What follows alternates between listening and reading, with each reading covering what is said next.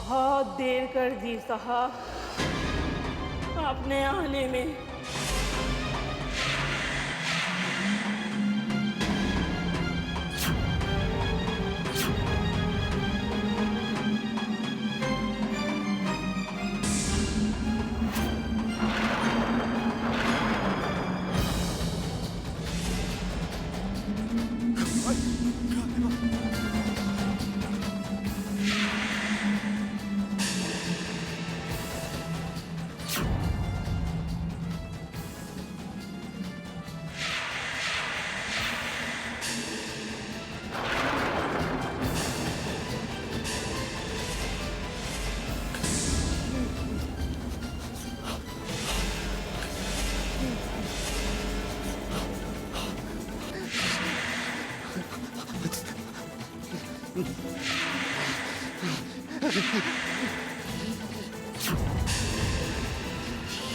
नहीं हो सकता।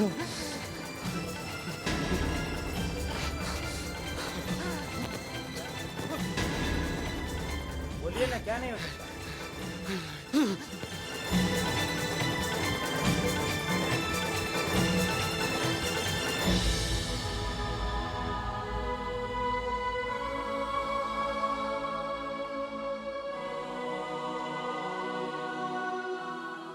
मैं चैतन्य का आज ऐसे इंतजार कर रही हूँ जैसे बरसों के बाद मिल रही हूँ।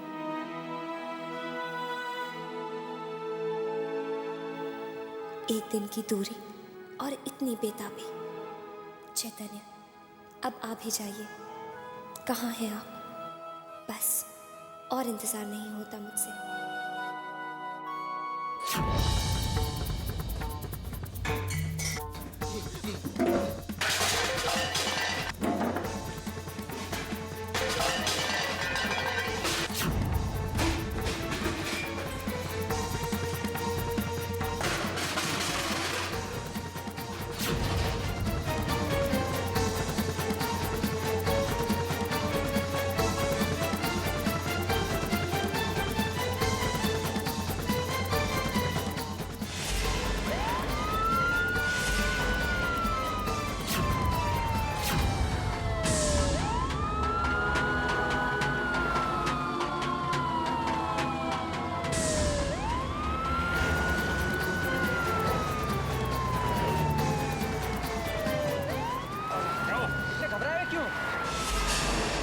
आप इतनी तूफानी रात में कहाँ जा रहे? क्या हुआ, कुछ बताइए तो। आराम से, आराम से। मर गई, वो मर गई। कौन मर गई? कहाँ मर गई? अदिति, अदिति मर गई। अदिति मर गई। आराम से, आराम से। आप डरिए नहीं, हमें आराम से सब कुछ बताइए, तभी तो हम आपकी कुछ मदद कर सकते हैं। कौन मर गई? कहाँ मर गई? वो इस हवेली में एक लड़की मर गई। हवेली में लड़की मर गई? कब? अभी मैंने खुद उसकी लाश देखी। उसकी लाश देखी अभी। ये हवेली तो पिछले 50 साल से वीरान पड़ी हुई है। वहाँ कोई नहीं रहता। वो हवेली तो भूतों की हवेली है, भूतों की हवेली। अरे नहीं, मैंने अभी देखी है। मैंने खुद अभी देखी है, अपनी आंखों से देखी है लाश। नहीं साहब, मैं गारंटी के साथ कह सकता हूँ, ऐसा हो ही नहीं सकता। आपको क्या लगता है मैं पागल हूँ? मैं आपसे कुछ कह रहा हूँ ऐसे कह रहा हूँ। मैं आपसे कह रहा हूँ मैंने खुद अपनी आंखों से अभी उसकी लाश देखी है यहाँ पे, इसी हवेली में। नहीं साहब, मेरा कहने का मतलब यह है उस हवेली में कोई नहीं रहता साहब। ऐसा कैसे हो सकता? आप मेरे साथ आइए। चलिए चलिए दिखाइए, कहाँ है लाश? कहाँ देखिए लाश? चलिए मेरे साथ आइए।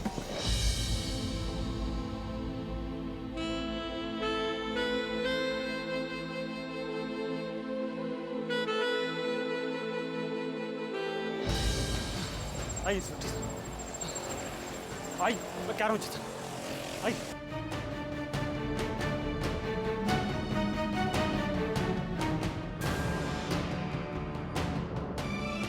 कहाँ देख ले? आइए दिखाइए। चलिए दिखाइए, कहाँ देखी लाश? दिखाइए, कहाँ देखा आपने? दिखाइए दिखाइए। चल, हाँ मैं दिखाता हूँ। हाँ।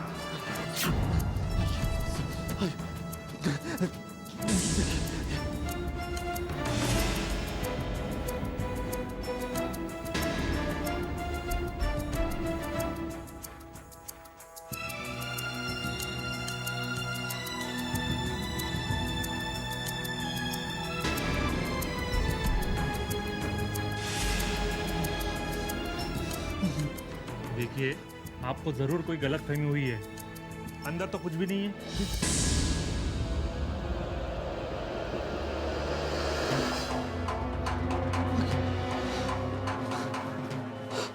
इंस्पेक्टर साहब, ये कैसे हो सकता है? ये कैसे हो सकता है? इंस्पेक्टर साहब, वो आदमी मुझे मेरी गाड़ी में रोक के मुझसे कहा कि उसकी कोई लड़की इस हवेली में बीमार है, उसको मदद चाहिए। मैं यहाँ पे मदद करने आया तो देखा वो उसकी लाश वो मरी पड़ी थी यहाँ पे। उसकी लाश यहाँ पड़ी थी। इंस्पेक्टर साहब, उसकी लाश यहाँ पड़ी थी।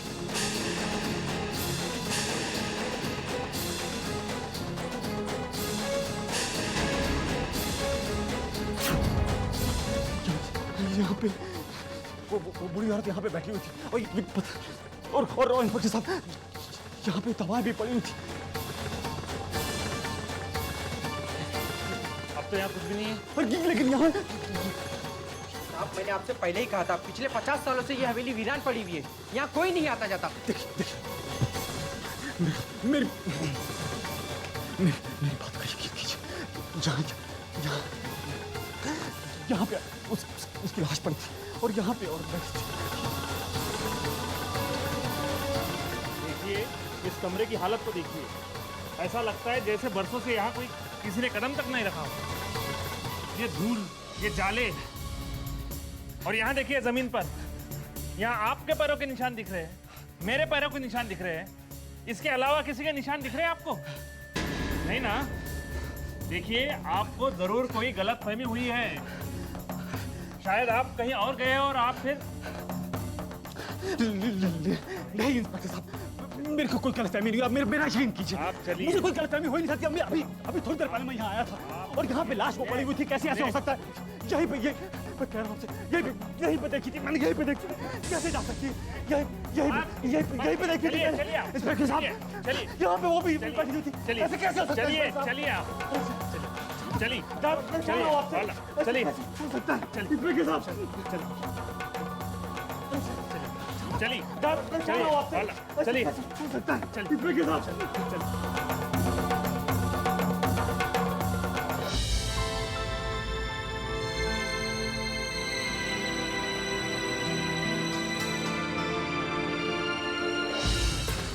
रिलैक्स।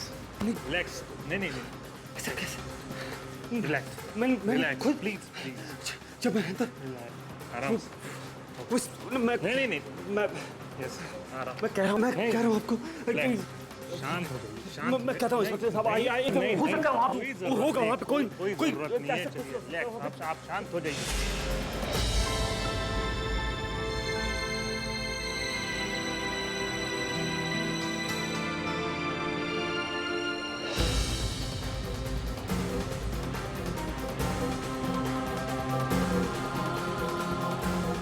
देखिए इंस्पेक्टर, ऐसे कैसे हो सकता है? मैंने आपको देखिए वहाँ पे एक बार जो था ना, वो दो औरतें थी। तो देखिए आप इनको समझाइए। कोई नहीं है वहाँ पे। अरे मैं कह रहा हूँ आपसे, वहाँ पे अरे आइए आप एक बार एक बार और देखिए। वहाँ पे दो औरतें थी। मैं आपसे कह रहा हूँ और अचानक देखने को और जब वो देखते ही वैसे तो कैसे? मैं आपसे कह रहा हूँ।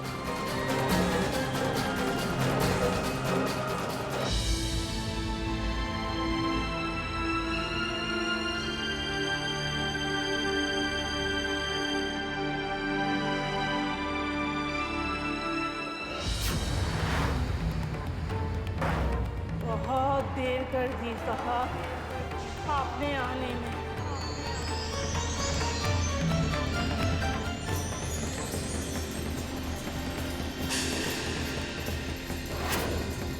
वो हवेली तो भूतों की हवेली है। भूतों की हवेली।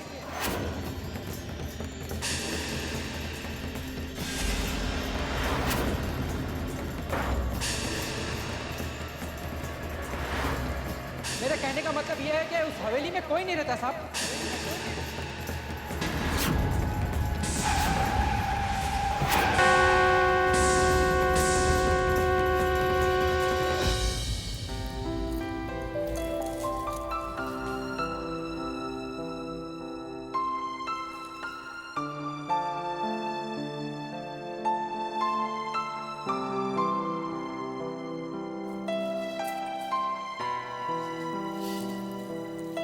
चैतन्य अभी तक आए क्यों नहीं? लगता है मौसम ठीक ना होने की वजह से देर हो गई होगी।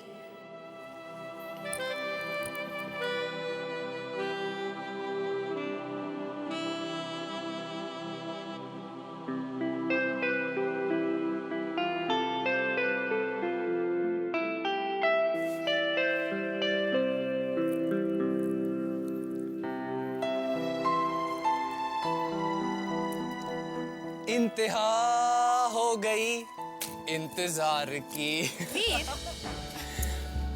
आई ना कुछ खबर मेरे यार की। मैं किसी का इंतजार नहीं कर रही। दीदी, वैसे कहते हैं सब्र का फल बहुत मीठा होता है, पर मेरा ऐसा मानना है कि जितना ज्यादा इंतजार उतना ज्यादा प्यार। पर मैंने कहा ना, मैं किसी का इंतजार नहीं कर रही। पर दीदी, आपके चेहरे की रंगत तो कुछ और ही बता रही है। इन नजरों का बार बार उस दरवाजे की ओर उठना, हर आहट पर चौंक जाना, और फिर आप कहती हैं कि आपको किसी का इंतजार नहीं है। आ गया फोन। हेलो।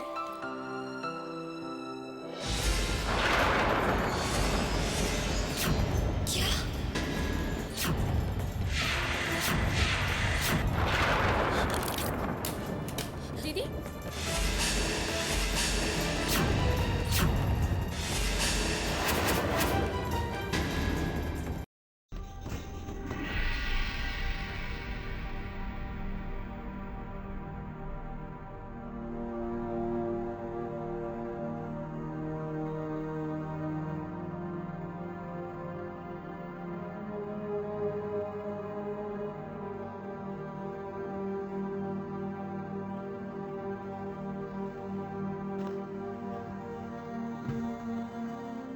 कोई चिंता की तो बात नहीं है डॉक्टर साहब।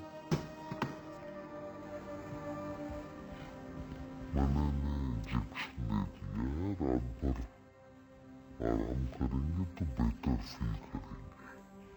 मैं कल फिर आऊंगा इन्हें।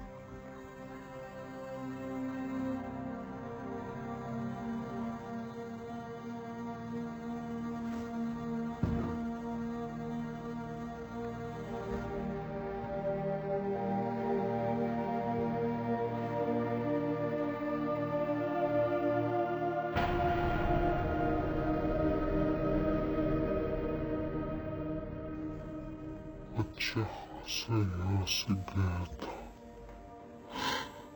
कि देखो क्या हालत हो गई मेरी बेटी की। आशा हमारी बात का बुरा मत मानिएगा। हम जानते ही सही मौका नहीं है बात करने का, लेकिन हम क्या करें, हमसे रहा ही नहीं जा रहा।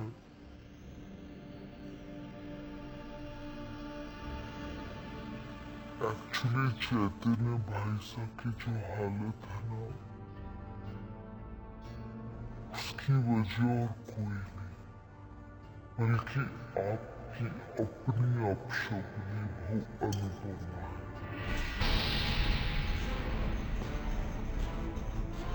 उसी की वजह से सब कुछ हुआ।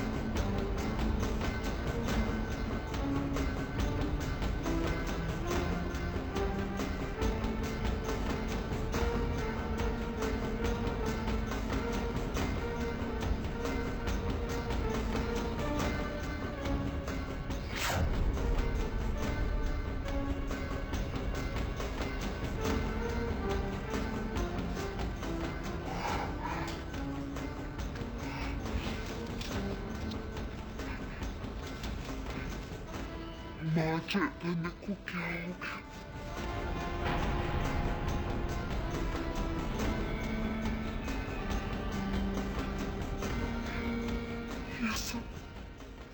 ये सब कैसे हो गया? माँ वो ठीक तो है ना?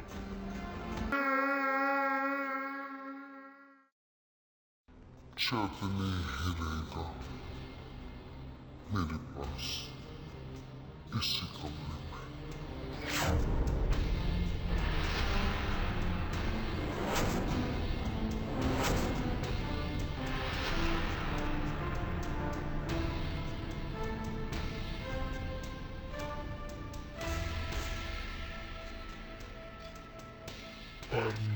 मैंने कहा ना अनुपमा,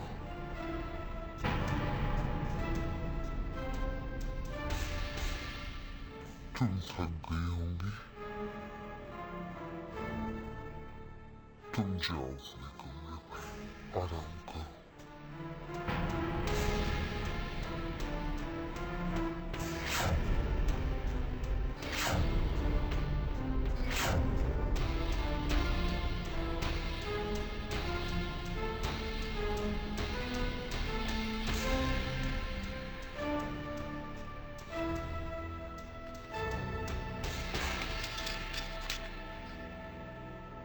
अच्छा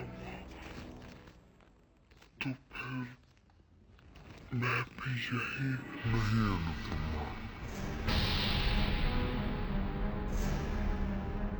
देखो अगर मुझे तुम्हारी जरूरत हुई तो मैं तुम्हें बुलवा लूंगी।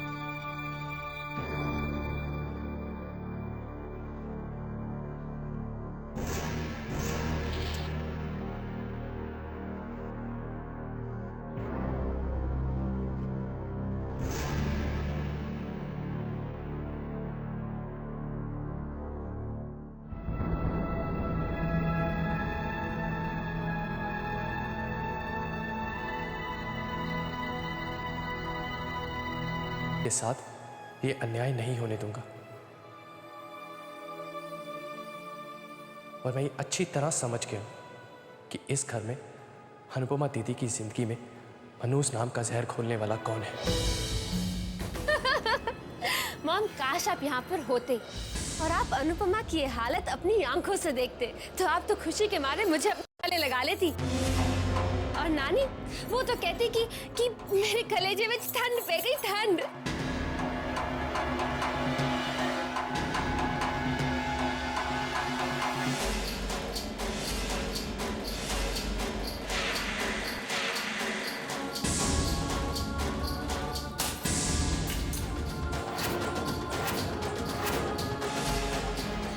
हुआ वीर?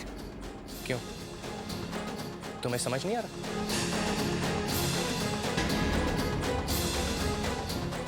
या समझना नहीं चाहती हो? लेकिन मैं सब समझ गया हूं। समझ गया हूं कि ये मनूस, अशुभ, अपशगुनी जैसे शब्द उस घर से इस घर में कैसे आए हैं, उन्हें कौन लाया है। अरे कैसे पत्थर दिल इंसान हो तुम लोग। क्या दुश्मनी है तुम्हारी अनुपमा दीदी के साथ? जब अनुपमा दीदी उस घर में रहती थी तो तुम उन्हें चैन से जीने नहीं देती थी, और आज जब खुशियां उनके कदम चूम रही हैं तो तुम यहां आ गई उनकी खुशियों को आग लगाने के लिए।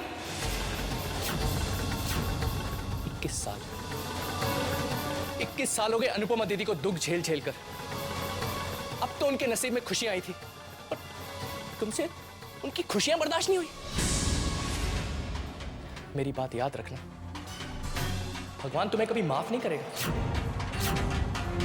नरक में जाओगे तुम लोग, नरक में। क्या बिगाड़ा है अनु दीदी ने तुम्हारा? वो बेचारी तो सबको खुशियां और सुख देना चाहती हैं, और तुम लोगों से ज्यादा घटिया सोच वाले इंसान मैंने आज तक नहीं देखे। तुम यहां रहकर जो गुल खिला रही हो ना, उसकी कहानियां तुम माँ और नानी को बहुत सुना चुकी हो। चलो अब अपना सामान पैक करो, बाकी की कहानियां तुम माँ और नानी को घर जाकर ही सुनाना। कल सुबह तुम मेरे साथ चल रही हो, और हाँ, इस बार अगर कोई नाटक किया ना तो जरा भी लिहाज नहीं करूंगा, घसीटते हुए तुम्हें यहां से लेके जाऊंगा। And I am serious, very serious. समझे तुम?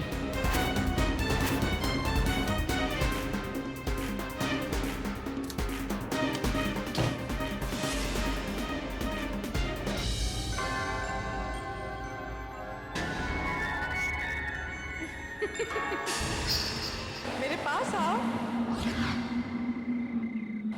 आओ ना चैतन्य।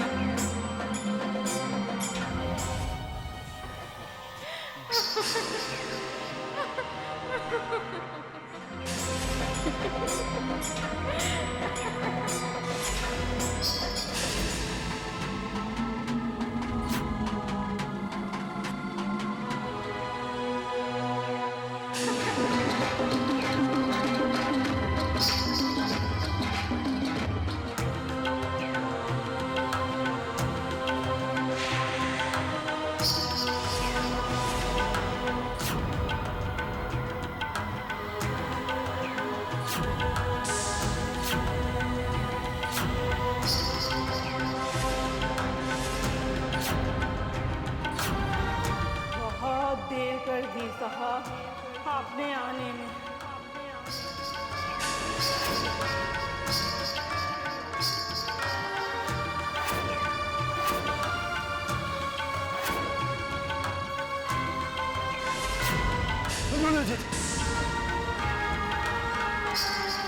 चैतन्य, बेटे क्या हुआ बेटे? हाँ कहो, कहो बेटे क्या हुआ? हाँ बोल बेटे। हाँ मुझे अदिति दिखाई देती है।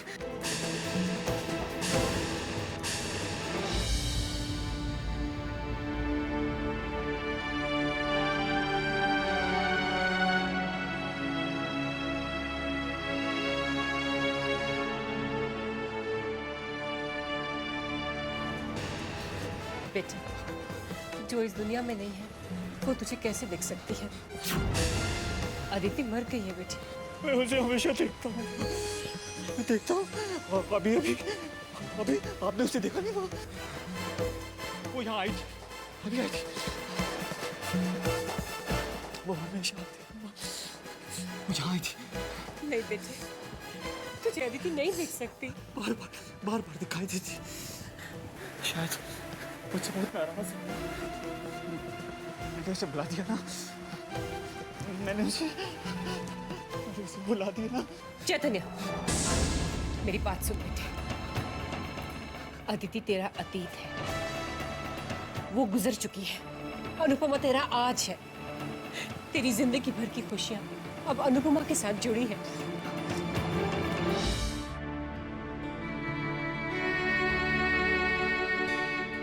क्या हो गया है चैतन्य को? सब समझते हैं मेरे मनहूस होने की वजह से ये सब हुआ है। यहाँ तक कि माँ भी यही समझ रही है। उनके चेहरे से साफ नजर आ रहा था। माँ भी।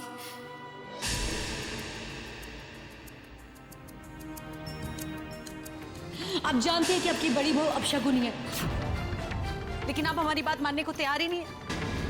एक्चुअली चैतन्य भाई साहब की जो हालत है ना, उसकी वजह और कोई नहीं, बल्कि आपकी अपनी अपशगुनी बहू अनुपमा है। चैतन्य यही रहेगा मेरे पास, इसी कमरे में। हे भगवान, माँ भले मुझे मनहूस मानने लगे, पर चैतन्य को ठीक कर दो, उसे कुछ ना हो। तुझे तो अपनी पूरी जिंदगी अब खुशी खुशी गुजारनी है अनुपमा के साथ। अदिति तेरी पत्नी थी, लेकिन अब वो मर चुकी है। तेरी पहली पत्नी मर चुकी है। चैतन्य, ये तेरे दिमाग का भ्रम है बेटे, सिर्फ एक भ्रम है। मेरी बात का यकीन कर। ठहर ठहर, मैं तुझे कुछ दिखाती हूँ। ठहरो।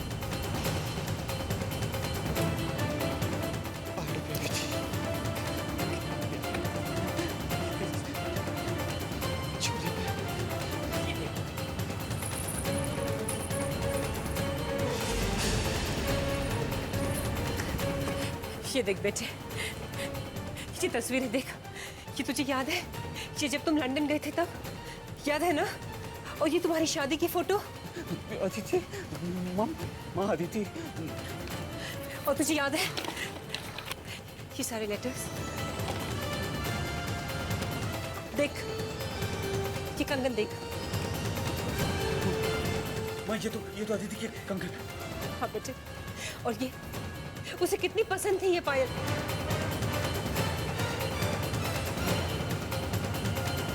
और ये उसका मंगलसूत्र, और ये वो अंगूठी जिसे पहनाकर तूने उससे शादी की थी, है ना? ये सारी चीजें पुलिस ने हमें उसके बदन से उतार के दी थी जब वो गुजर गई था। अदिति कहाँ है? अदिति गुजर गई है चैतन्य, वो गुजर गई है। वो अब इस दुनिया में नहीं है। वो तुझे नहीं देख सकती बेटे, वो गुजर गई। ये अदिति की सारी चीजें उसके गुजरने के बाद तूने मुझे दे दी थी।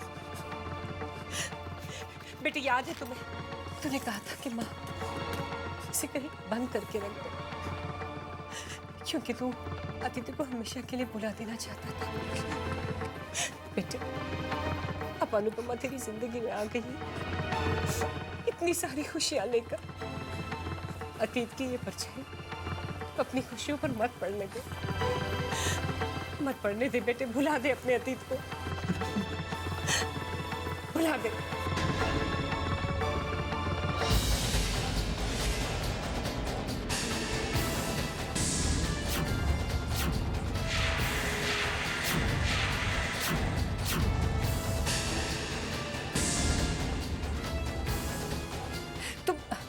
तुम यहाँ क्या कर रही हो? मैंने तुमसे कहा था ना जाकर आराम करो। माँ, मैं ये दवाई लेकर। नहीं चाहिए।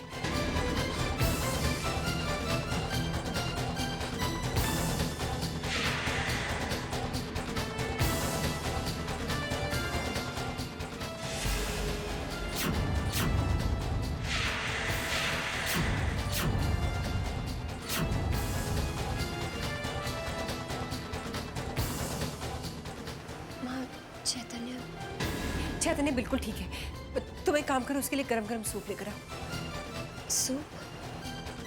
इस वक्त? मैंने कहा ना, उसके लिए गरम गरम सूप लेकर आओ।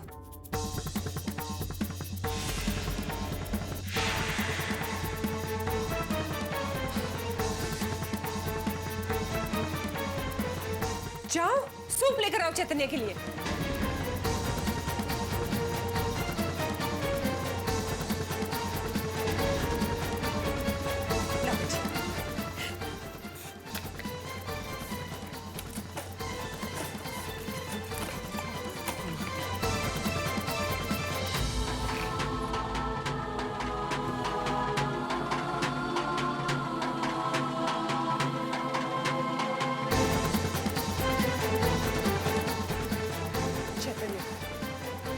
मेरी बात सुन बेटी, कभी गलती से भी अनुपमा के सामने अदिति का नाम मत लेना।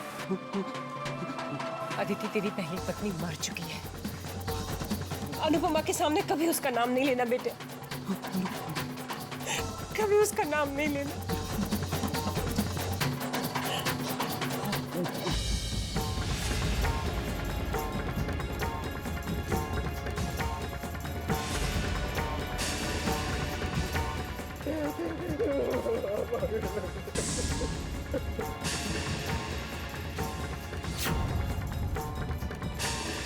क्या बात है? कुछ तो है, कोई बहुत बड़ा राज है जो माँ मुझसे छुपा रही है।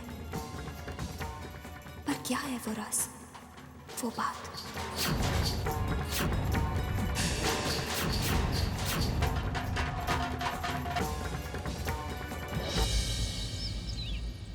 शारदा जी, भगवान करे चैतन्य बेटा जल्दी से ठीक हो जाए।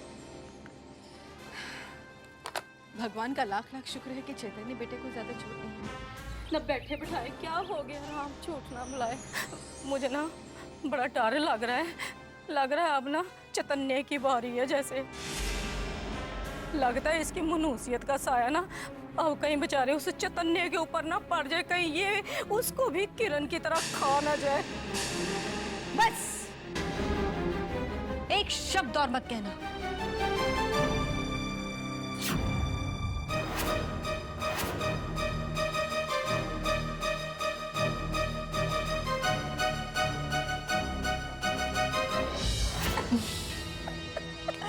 माया पुत्र, good job. Thank you mummy. इसे कहते हैं एक तीर और दो निशाने। अनुपमा के ससुराल वाले भी उसके खिलाफ और मायके वाले भी उसके खिलाफ।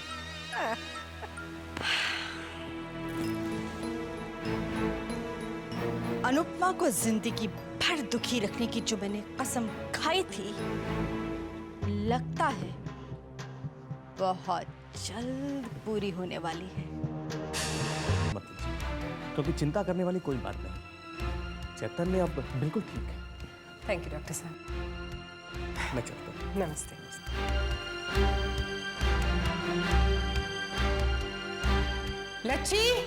लच्छी चैतन्य के फ्रेश कपड़े लेके जरा मेरे कमरे में आओ तो। रात को दीदी के साथ जो भी हुआ वो नहीं होना चाहिए था। मुझे इस बारे में आंटी से बात करनी ही होगी।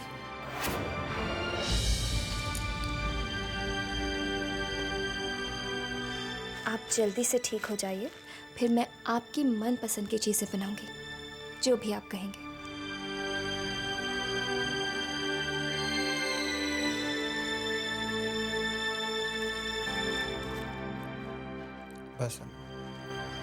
बस थोड़ा सा और।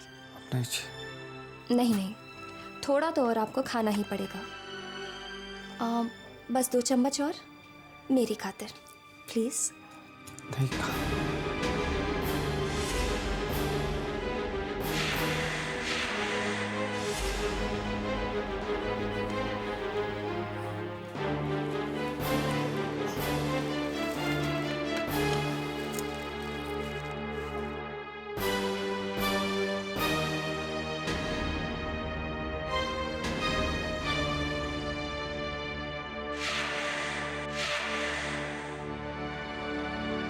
चैतन्य, क्या करूं?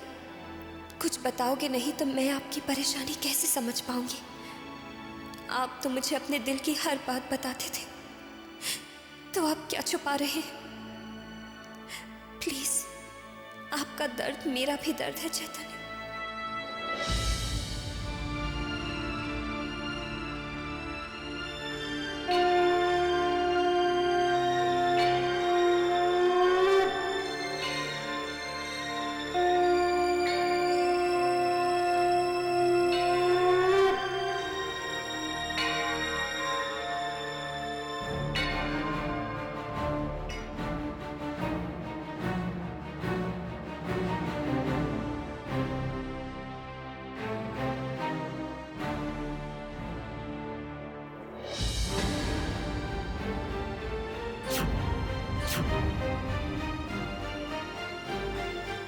आंटी, जाने से पहले आपसे कुछ मांगना चाहता हूँ।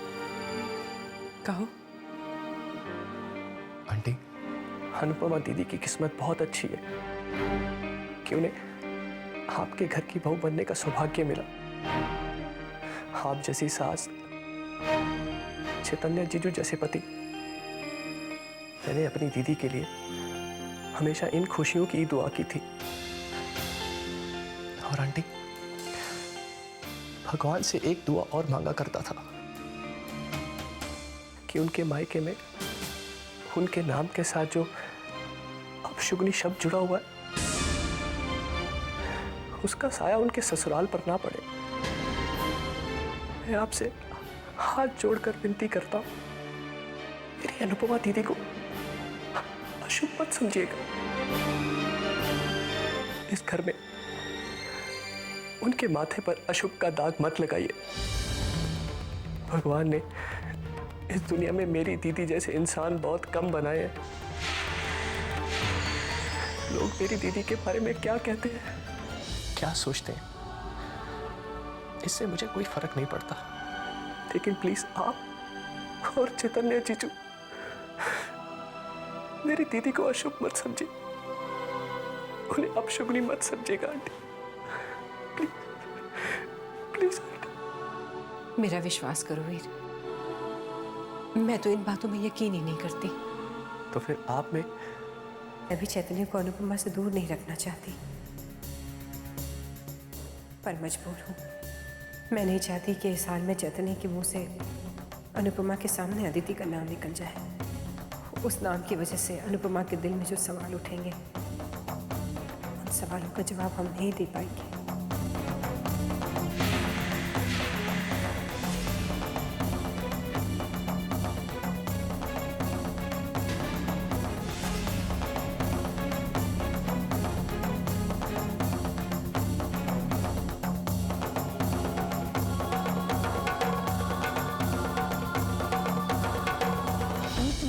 निकालने की जिद पकड़ कर बैठा है।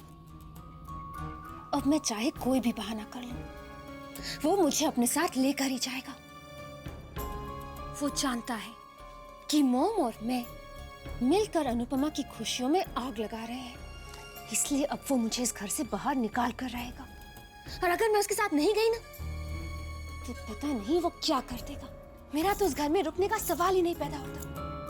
रिदमा, जब किस्मत हमारा साथ देने लगी तो तुम जाने की बात कर रही हो। एक्चुअली चैतन्य का एक्सीडेंट तो हमारे लिए वरदान साबित हुआ है। वैसे किसी ने बिल्कुल ठीक कहा है कि माँ की ममता जब अपने बच्चे को तकलीफ में देखती है तो उसका दिल रो उठता है। मासा का रोता हुआ दिल भी कहीं ना कहीं अनुपमा को मनहूस तो मानता ही है। और ऐसी हालत में तुम जाने की बात कर रही हो। लेकिन अब मैं क्या करूं? वीर की जिद के आगे मेरी एक नहीं चलने वाली। पद्मिनी,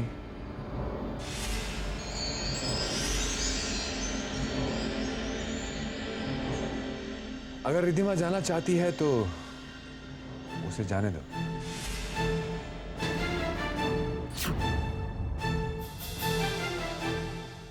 क्योंकि माया जी और रिद्धिमा ने शतरंज की बिसात तो बिछा ही दी है। अब मोहरे कब और कौन से चलने हैं, ये हम तय करेंगे। बात तो बिल्कुल सही। रिदमा, जाते जाते तुम एक खेल नहीं खेलना चाहोगे जिसमें तुम्हारी अनुपमा दीदी मासा की नजरों में इतनी बुरी तरह से गिर जाएगी कि फिर मासा की नजरों में उठने के काबिल नहीं रहेगी। इसे कहते हैं खेल खेल। चित भी मेरी और पट भी। अब देखना हम अनुपमा के साथ क्या करते हैं।